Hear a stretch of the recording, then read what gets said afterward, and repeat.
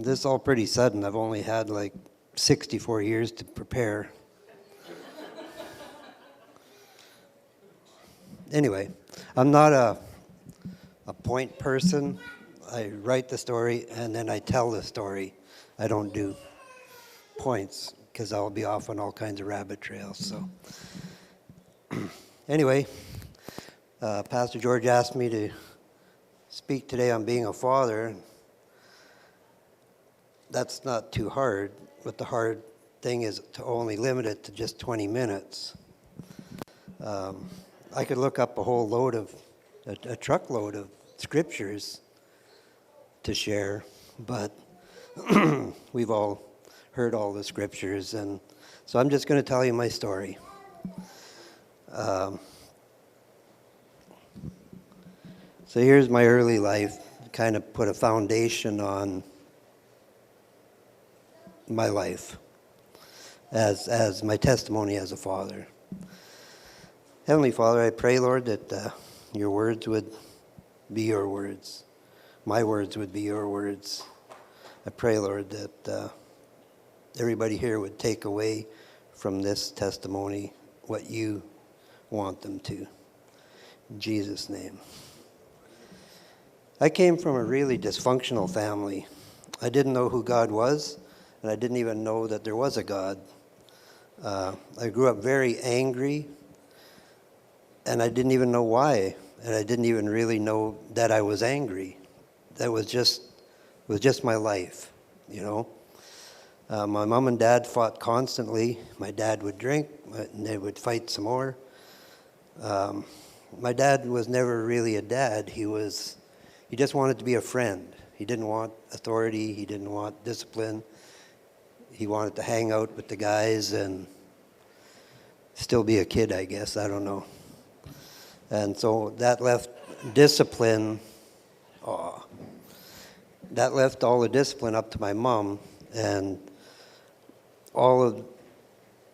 from me and my brother, all the hate and anger fell on her because my dad wasn't there to do his part. I ran away a lot, and I would just get into trouble because I just didn't care. I would just do whatever because I knew the law couldn't touch me, so I'd break the law.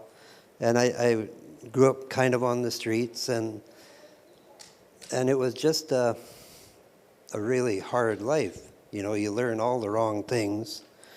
I had a teacher in school that would fail me and give me a hard time and call me a Nazi because I was German. And I was born 9 years after the war ended. I didn't know nothing about this, but I was a Nazi. It got to the point where a judge actually asked my parents to remove me from Winnipeg because they couldn't touch me, they couldn't catch me at anything, and I was just a constant thorn in the flesh. And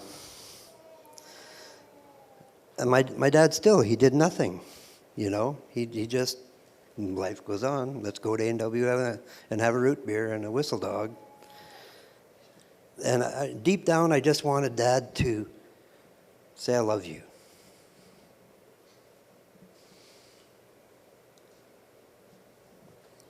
Maybe a hug.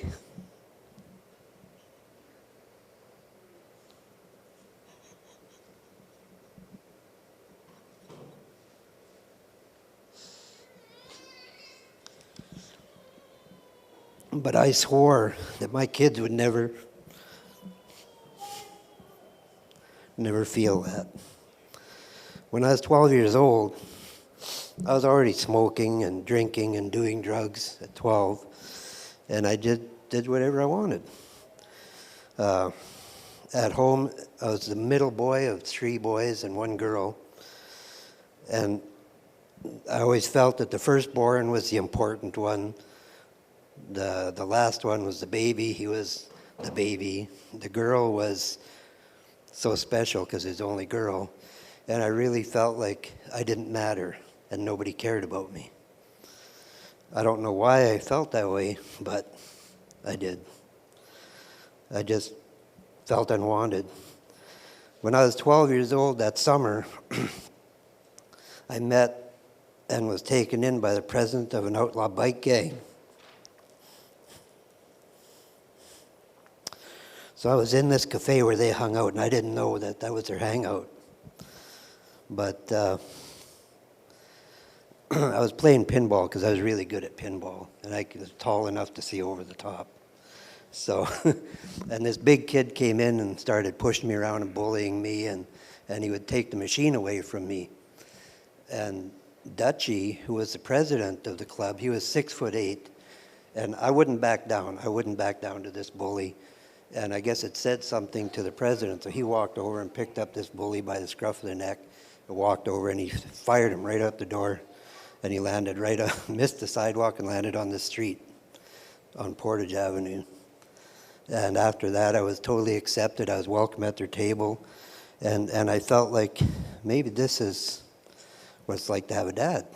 You know, I would talk to him, and he would listen to me, you know. And nobody ever bothered me after that. I was 4'10", and Dutchie was 6'8", and we made quite a pair. You know, I couldn't go with them on their rumbles and all their business, but I was always welcome with them in the restaurant, at their table. I was like one of them. But all good things, probably a good thing, but we moved away after that. We moved a lot. So I never made any lasting friends, never set any roots down. And I've always been a truck driver from the time I was 18. So it fit my loner, nomadic kind of lifestyle, because I moved around a lot and never settled down. That just fit. But I got married young, and I was totally not ready for that. The marriage ended, but I really did and do love my 2 kids from that marriage. Although I never see them, they're still my kids, and I love them. The opportunity to raise my first son and daughter was taken from me, but I did get saved, and I did lead them both to the Lord before I left Alberta, and they've gone their own way now. But you know, when you make a promise to God, He's always going to remember. He'll remind you of that promise and bring you to it one day, and that's our prayer and hope for our kids in Alberta. I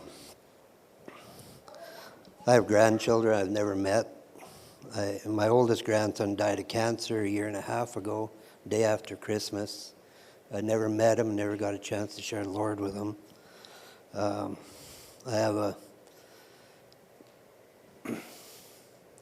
goddaughter from a dysfunctional family who died from cancer 2 weeks ago or 3 weeks ago. And we never really got to share with her either. You know, and you feel like you've let them down. You feel like you failed them when something like that happens.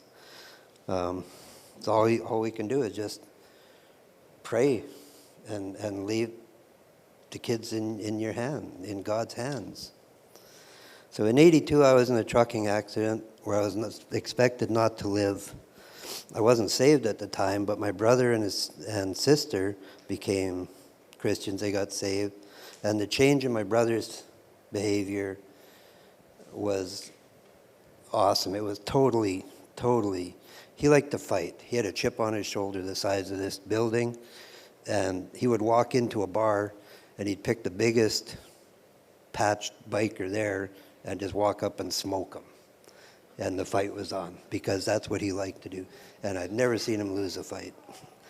But when I came back from Alberta, we were out riding on his bike, and these guys pulled up beside us in a car, and this guy spit in Rick's face, and he just wiped his face off and kept riding. I'm thinking, like, this guy's dead. We're going to hunt this guy to the ends of the earth, and he's dead. And Rick just wiped his face off and kept going, and I'm thinking, like, what's the matter with this guy? It's not the same brother. You know, you almost want to look to see if that's the same face, eh? But that's the difference that God made in him, and it was good. And that's what eventually, and the miracles, that I saw, what eventually turned me to the Lord. And that's what brought me to be saved, is mostly my brother Rick, the change in him. 18 months later, after I had this big accident, I busted just about all of me. But through it all, I wasn't saved when I had this accident, but I got saved through the accident. And there's too many miracles. I had a broken back and it disappeared. I had a punctured lung and the hole disappeared. And there's all these miracles where God just healed me. I had an awesome doctor that said, "I can't believe how fast you're healing. I've never seen that."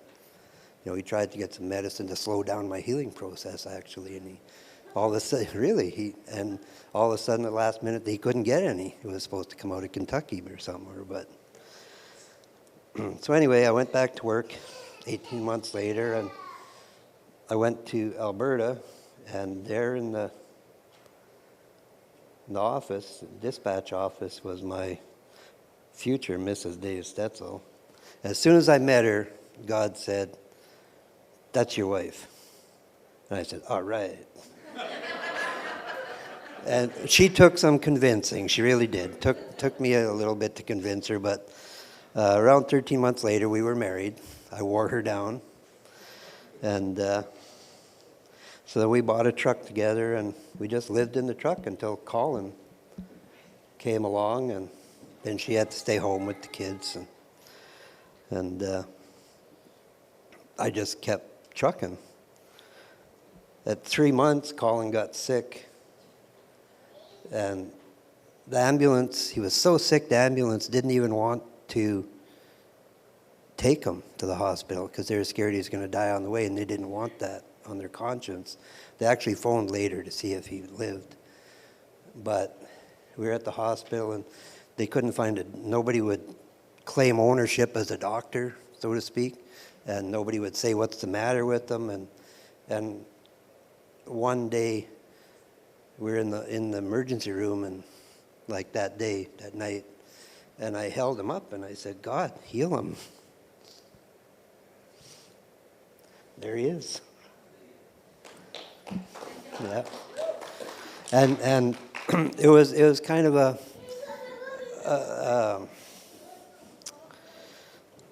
don't know how to say that. God answered prayers because, for some reason, Ingrid, my wife, always thought I didn't care about Colin. And after this, she saw the difference. She saw that I cared. 3 months later, we're laying in bed, and God says, "Dave," "Yes, God, Ingrid's pregnant. You're going to have a daughter, and you're going to name her Joanne." "All right. Ingrid, you're pregnant. We're going to have a daughter named Joanne." She says, "I'm awake. I was laying here thinking if we have a daughter, I think we'd name her Joanne." Confirmation. God's so good. And there she is. But after God told me this, and this is so cool, people can say whatever they want, but right from then, I would talk to Joanne. I would tell her dad jokes, She still doesn't like them. Well, some of them she likes. I got a good duck joke. You want to hear one?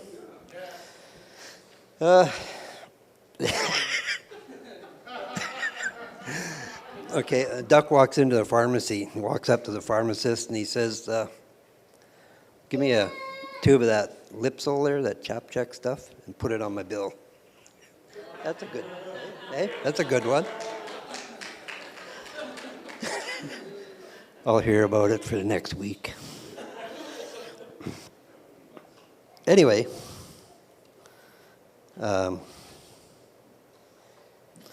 I always talk to her, and I'd sing to her and tell her jokes, and it's so cool because the day that she was born, me and Colin headed for the hospital to go and meet the new daughter. And it drove my mom nuts because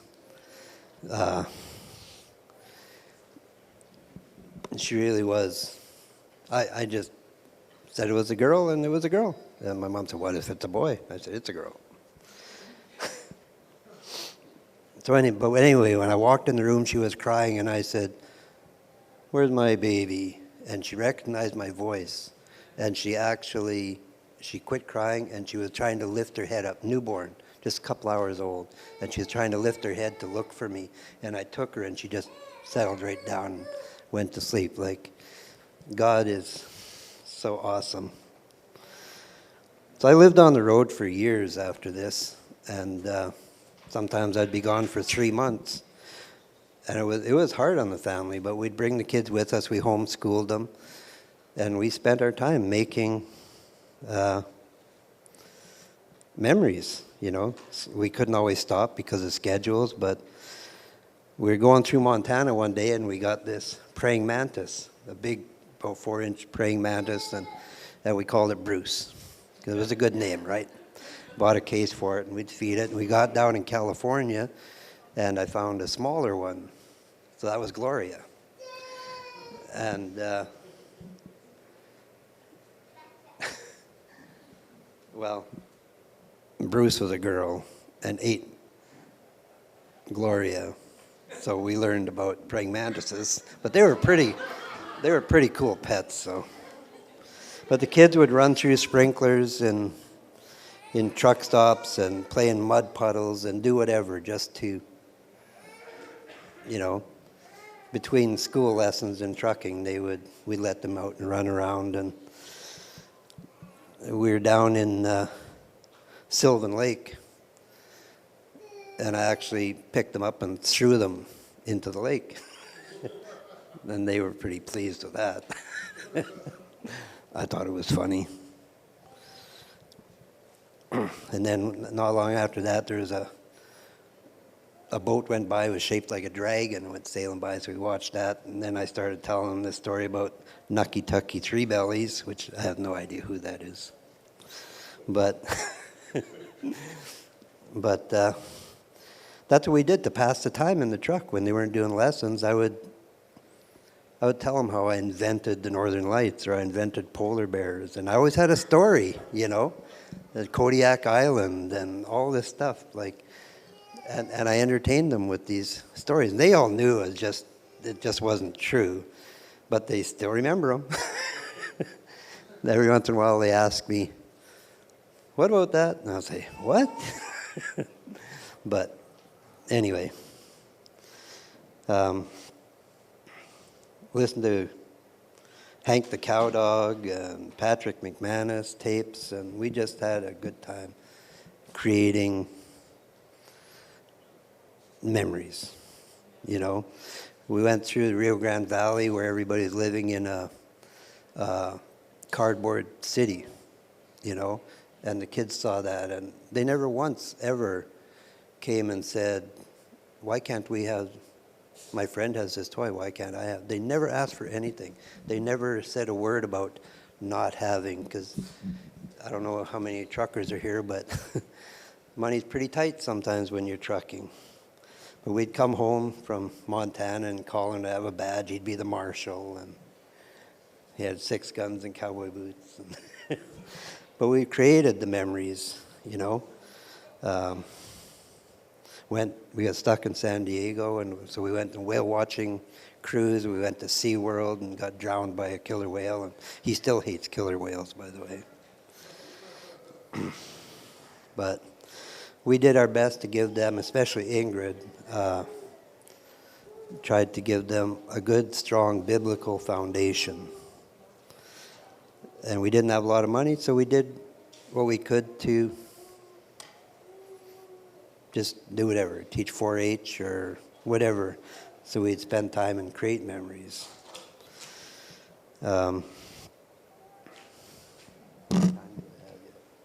much time do I have? Yeah? Okay, I'll skip some here then. Then one day I just stayed on the road. That was my life. That was where God called me to be. And Ingrid said one day, like, the kids need you at home when they became teenagers. So I came off the road, and I found work for my trucks locally, and we just spent the time with the kids, you know, and the difference it made in the kids with me being at home was just incredible. They were introverts. They came out of their shell. They joined hockey teams. They would talk to people that they never would talk to before. It was like I was their security blanket. I've never, like, people would comment, wow, I didn't even know your kids could talk, you know. And after I came off the road, you couldn't shut them up, but Bern. I've never been a huggy person, but you know what? I hug my wife and my kids, and even my Daniel and Chantel, the wife and husband of the kids. I hug them too, even if they don't like it. But they're warming up to me. And then along came my grandson, Mason. He's my buddy and my partner in gardening. And my wife calls him a special blessing from God just for me. He is, I do let his parents have most of the time, but I steal him whenever I can. I'm so blessed to have this little man in my life. What a blessing he is. Once I was at their place and we were at your place, right? And he got up anyway. Joanne brought him into the kitchen. I was sitting there, and he didn't see me. And I was sitting there, and he came walking into the room, and he looked up and he saw me, and he just stopped dead. And he goes, Pa. That's what he calls me, Pa. And he put his hands up like this, and he started running on the spot, and he was so excited. He goes, Pa, Pa, Pa. And then he comes running, and he jumps on me. And you know what? His face just lit up so much. And I was thinking, can you imagine being loved that much? You know, can you imagine loving somebody that much that you can't even function, you can't move, you're paralyzed, you just stand there and in awe and just stupefied at what you're looking at. And is that how it's going to be when we walk into heaven and see Jesus? Are we going to be Jesus? You know?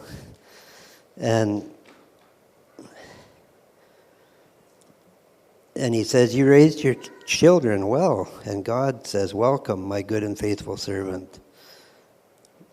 And you know, without the Bible, without God, we're never going to make it there. You know, we just can't. We can't make it as parents.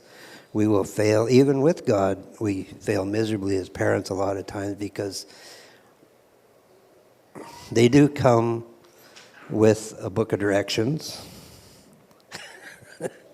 but we have to really work on that.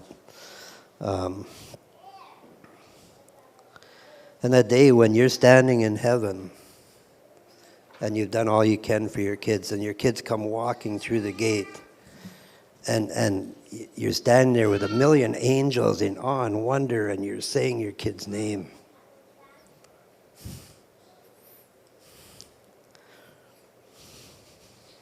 How awesome will that be? Proverbs 22:6 says, train up a child in the way he should go, and when he is old, he will not depart from it.